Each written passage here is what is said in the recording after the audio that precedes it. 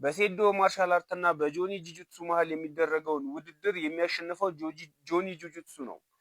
ይህን ቪዲዮ የምሰራላችሁ ከአንድ ወር በኋላ ለሚደረገው የኤምኤምኤ ውድድር መታዘቢያ እንዲሆናችሁ ማስታወሻ እንዲሆናችሁ ነው። የውድድሩን ውጤት ካሁኑ ልንገራችሁ።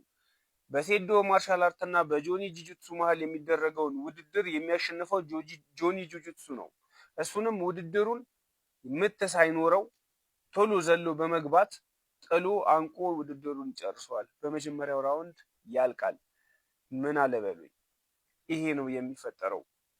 ቀጣይ ደግሞ በሀገረ ሰላምና በቢኒያም ሽብሬ መሃል የሚደረገውን ውድድር ማን እንደሚያሸንፍ ለምን እንደሚያሸንፍ ደግሞ እነግራችኋለሁ።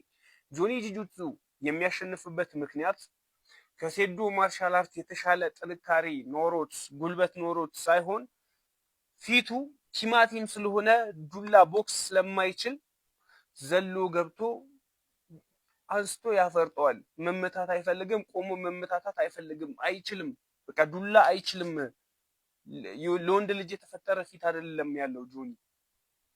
ስለዚህ አንዴ ከተመታ አለሙ ስለሚገለባበጥበት ቶሎ መተናነቅ ነው የሚፈልገው። አይታችሁ ከሆነ ፈሪ ሰዎች ሁሌም መያያዝ ነው የሚቀናቸው። ተያይዘው መንከባለል ምናምን ነገር ማለት ነው። የሚያሸንፈው ጆኒ ነው ማለት ነው።